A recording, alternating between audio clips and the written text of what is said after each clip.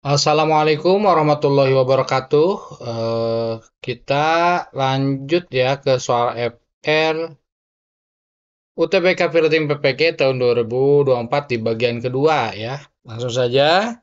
Soal pertama adalah seorang guru melakukan pembelajaran di kelas untuk membuat peserta didiknya kompeten tentang operasi penjumlahan dua bilangan bulat positif.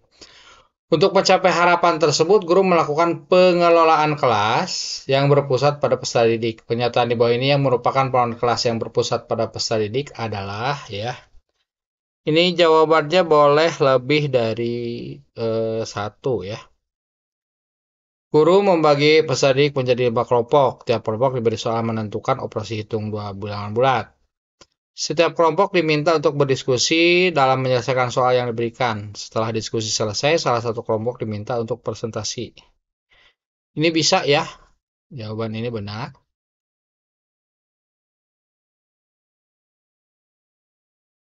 Pilihan kedua, guru memberikan latihan soal menghitung. Ini kurang tepat ya. Guru membagi peserta didik menjadi 5 kelompok. Tiap kelompok diberi lembar kerja. Ini betul ya, ini betul.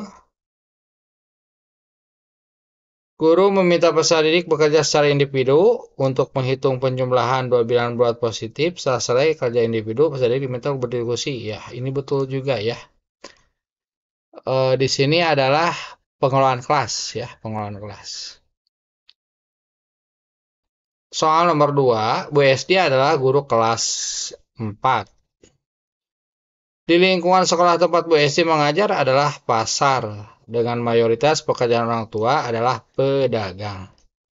Pada pertemuan yang akan datang, Bu SD mengajak peserta belajar materi operasi hitung bilangan bulat. Desain pembelajaran yang dilakukan Bu SD yang sesuai dengan kondisi lingkungan peserta didik adalah menjelaskan, mengajak. Jawabannya ini nih, yang tepat ini D ya. Mengajak peserta didik bermain peran sebagai pembeli dan pedagang dengan menggunakan uang mainan untuk menentukan uang kembali dari proses jual beli ya. Jawabannya ini yang paling tepat.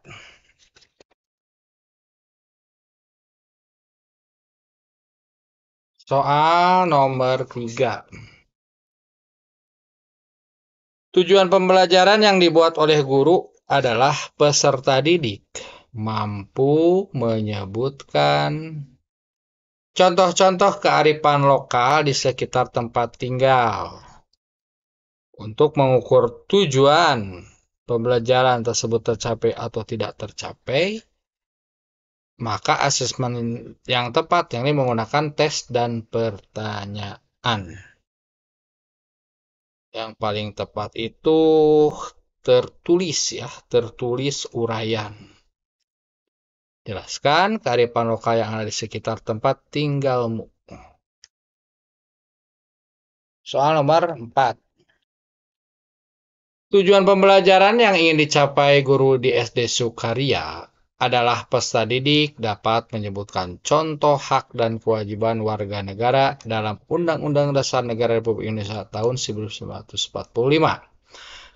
Guru tersebut ingin menunjukkan contoh pelaksanaan hak dan kewajiban dalam kehidupan sehari-hari. Media berbasis ICT yang cocok digunakan dalam pembelajaran tersebut adalah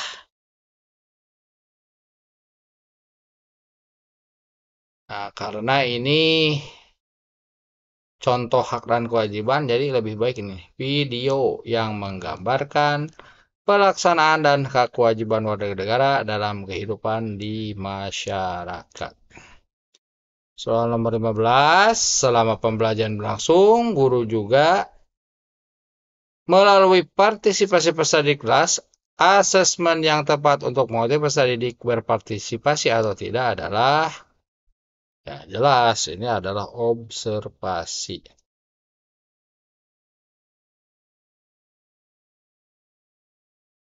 Soal nomor 6, seorang guru yang mengajarkan keterampilan menulis teks deskripsi untuk peserta didik fase B Tujuan pembelajaran yang ingin dicapai adalah peserta didik mampu menulis teks deskripsi dengan merangkai kalimat yang beragam. Informasi yang rinci. Nah, di sini untuk apersepsi, guru bertanya. Terus guru kemudian memutarkan video deskripsi tentang stasiun, peserta didik, dan guru berdialog tentang stasiun. Setelah itu, peserta didik mengamati beberapa gambar tempat umum yang ditayangkan guru. Peserta didik diminta untuk memilih salah satu tempat umum. Lalu peserta didik menuliskan kosakata tentang tempat umum yang dipilih guru berkeliling untuk mendampingi peserta didik dalam menemukan kosakata tentang tempat umum yang dipilih. Setelah menuliskan kosakata, kegiatan tersebut peserta didik selanjutnya adalah setelah uraian ini, maka peserta didik adalah mengembangkan kosakata menjadi paragraf deskripsi yang rinci dan sesuai. Ini kata kuncinya tes deskripsi ya. Soal nomor 7, rumusan tujuan pembelajaran berbunyi menemukan hubungan antar sisi pada segitiga siku-siku. Jika luas persegi sudah dipelajarkan, maka media pembelajaran yang paling sesuai digunakan untuk mencapai tujuan tersebut adalah ini papan berpaku dan karet untuk membuat model segitiga siku-siku. Atau geobor ya, geobor. Soal nomor 8, terdapat banyak masalah yang terkait dengan lingkungan di sekitar tempat tinggal untuk melatih kemampuan berpikir kritis. Dalam suatu kegiatan pelajar IPAS, guru memberikan masalah yang sering muncul saat musim hujan tiba, yaitu banjir. Langkah berikutnya yang harus guru sampaikan untuk dituliskan dalam lembar kerja adalah peserta didik menentukan akar permasalahan, mencari penyebab terjadinya banjir, mengumpulkan data tarik banjir. Jawabannya ini ya, menentukan akar permasalahan. Nomor 9, peserta didik kelas 3 sedang membaca teks informasi tentang kebersihan diri. Guru meminta peserta didik mendata kosakata baru terkait topik tersebut. Kemudian peserta didik membacakan kosakata tersebut di depan kelas. Beberapa peserta didik pasti membacakannya. Tetapi sebagian besar peserta didik masih kesulitan. Umpan balik apakah yang sesuai dengan situasi tersebut?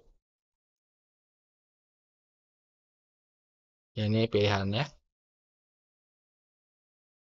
Itu memotivasi ya. Menyodorkan ini bisa. Mengulang pembelajaran dengan bantuan tutor sebaya. Soal terakhir, Bu Siti, guru kelas 4 SD Tunas Bangsa, membelajarkan materi membangun jati diri dalam kebinekaan. Pada saat pembelajaran materi tersebut, Bu Siti memberikan cerita tentang peristiwa Sumpah Pemuda dan meminta peserta didik untuk menganalisis tentang bagaimana peristiwa Sumpah Pemuda berkontribusi terhadap persatuan bangsa Indonesia. Ketika menyusun materi pembelajaran untuk kelompok belajar yang heterogen, cara yang tepat dilakukan Bu Siti adalah menggunakan pendekatan berdiferensiasi untuk memenuhi kebutuhan perkembangan peserta didik. Itu saja ya FR untuk bagian kedua. Mudah-mudahan bermanfaat. Jangan lupa like, comment, and subscribe. Assalamualaikum warahmatullahi wabarakatuh.